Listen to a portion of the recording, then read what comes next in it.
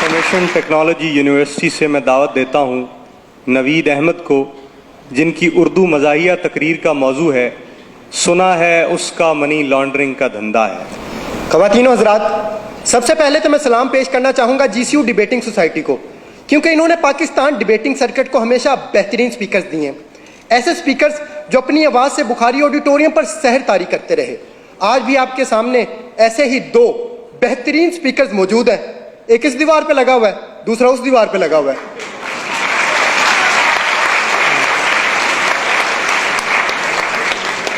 सदर आला वकार, पाकिस्तान में तो हर सियासतदान का मनी लॉन्ड्रिंग का धंधा है, इसलिए मेरी ख्वाहिश थी कि मैं सियासतदान बनूं ताकि इस मनी लॉन्ड्रिंग को खत्म कर सकूं।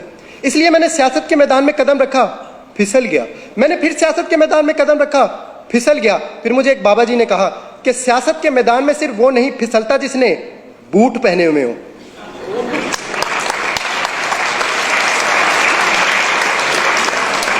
मैंने कहा बाबा जी मेरे पास तो बूट नहीं है, मैं क्या करूं? कहने लगे आपने घबराना नहीं है, तुम बूट पॉलिश कर लिया करो।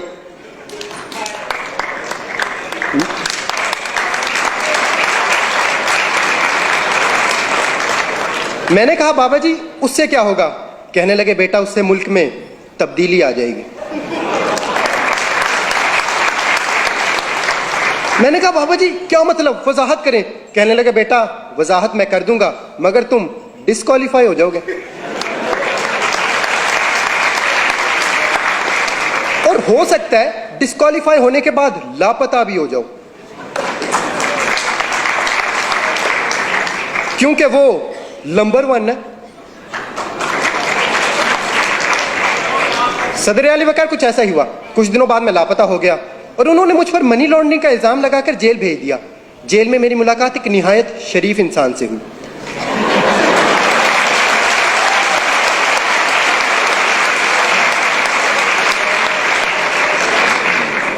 वो बहुत दरवेश इंसान थे।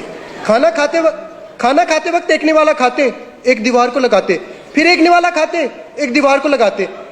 मैंने उनसे पूछा ये आप क्या कर रहे हैं? कहने लगे खाता हूं, लगाता भी तो हूं।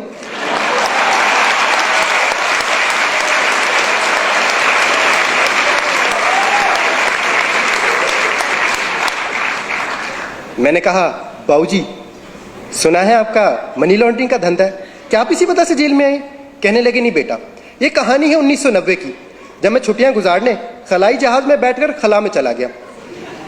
वहां पर मुझे एक खूबसूरत एलियन लड़की नजर आई। मुझे उससे मोहब्बत हो गई। उसकी खास बात यह थी कि वो हील की बजाय बूट पहना करती और मैं पॉलिश किया करता। उसके पास गैबी ताकतें थी, वो बंदे गायब कर देती थी। वो बंदे ऐसे गायब करती थी जैसे GCU वालों ने कफील राना को गायब किया।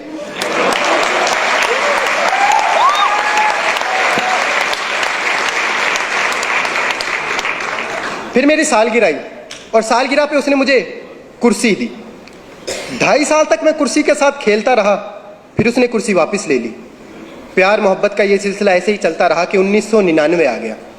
इस मर्तबा उसकी सालगिरह आई और तोहफे में मैंने उसे बिल्ला दिया, जो डरता वरता किसी से नहीं था।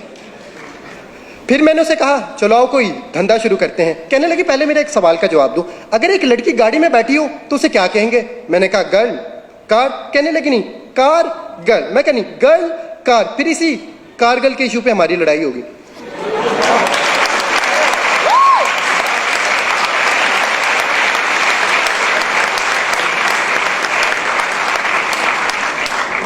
लड़ाई इतनी शदीद हुई कि उसने मुझे घर से बाहर निकाल दिया। उस दिन मैंने ये पहली मर्तबा सोचा था कि मुझे क्यों निकाला।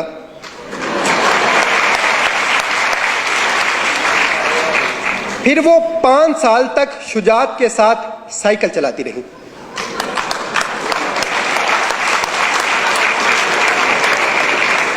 और रहमान का फजल तो उसके साथ था ही।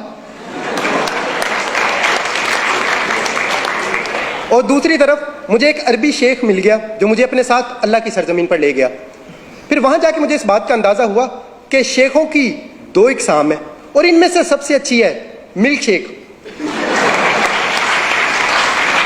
फिर वहां पर मैंने खजूर की रेडी लगाई जिस पर सुबह में शाम को मेरा बेटा बैठा करता और खजूर के कारोबार में हमें दिन दुगनी और रात चुगनी चुगनी चुगनी तरक्की हुई। फिर मैंने मनी लॉन्ड्रिंग का धंधा भी शुरू कर दिया। खजूर का कारोबार इतना बढ़ा कि खजूर को जखीरा करने के लिए हमें लंदन में फ्लैट खरीदना पड़े। कतर का शहजादा तो खत लिखकर खजूर मंगाया करता। माइक्रोसॉफ्ट ने भी हमसे कई मुआहदे किए कैलिबरी में। फिर मैं सारा धंधा छोड़कर घर वापस आ गया क्योंकि अब वो रहीम और मेरी तरह शरीफ हो चुकी थी। फिर मैं उसे मिलने गया और मैंने उसे कहा, थैंक यू रहीम शरीफ।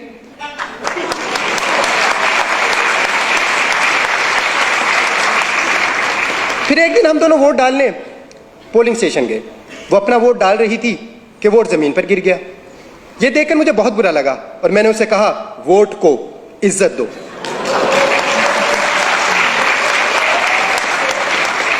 इस बात पर उसे गुस्सा आ गया और उसने मुझे कमर तोड़ जवाब दिया। मैंने उसे कहा, फिर उसने मुझ पर मनी लॉन्ड्रिंग का इल्जाम लगा दिया और उसे मेरी मोहब्बत को ठुकरा कर किसी और के पास चली गई। मैंने कहा, बाबूजी आप उससे इतनी मोहब्बत करते थे, उसके लिए मनी लॉन्ड्रिंग छोड़ देते। कहने लगे, कैसे मनी लॉन्ड्रिंग छोड़ देता, फिर मेरे बच्चों का क्या बनता, क्योंकि उनकी लंदन में तो क्या पाकिस्तान में भी कोई जायदाद नहीं है। और अगर मैं मनी लॉन्ड्रिंग छोड़ देता तो रोटी कहां से खाता। मैंने कहा, देखें रोटी का वादा अल्लाह ने किया है और सालन आप लंगर खाने से ले लेते। फिर कहने लगे, मुझे छोड़ने की एक वजह यह भी थी कि मैं मोटा था और अब वो हैंडसम के पास गई थी। फिर मैं हैंडसम से मिलने बनी गाला मैरिज ब्यूरो गया क्योंकि उनका शादियों का धंधा था।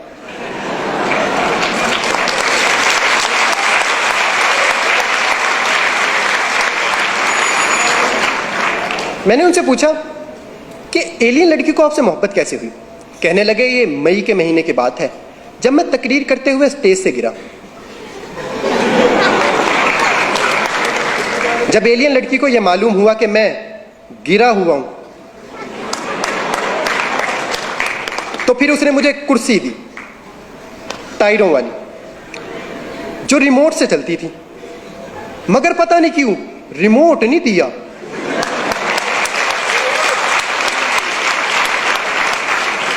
फिर वो 1 साल तक कुर्सी चलाती रही कि रिमोट की बैटरी खत्म हो गई। उसने चार्ज करना चाहा, प्लग दूर था, इसलिए फिर मैंने उसे एक्सटेंशन दी।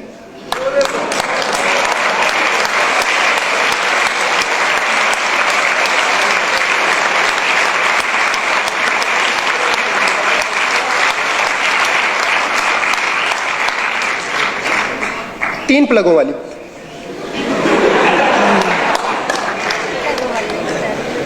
क्योंकि उसकी उम्मीद नाज का हमसे ये मान था कि आप सर्विस बढ़ा दीजिए। सर्विस बढ़ा दी गई। सदर आली वकार, अब तो ये आने वाला वक्त ही बताएगा कि एलियन लड़की रिमोट वाली कुर्सी चलाती है या फिर डीजल वाली।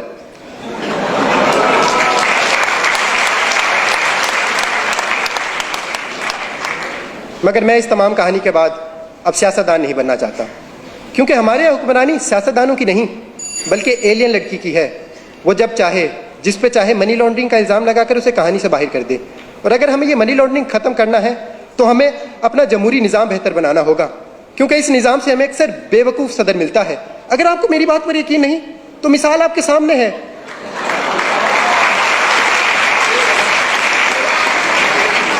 अमरीकी सदर की। शुक्रिया। इस साल बेहतरीन उर्दू मुक़र्रिर का एजाज़ हासिल किया IT यूनिवर्सिटी लाहौर से नवीद अहमद ने।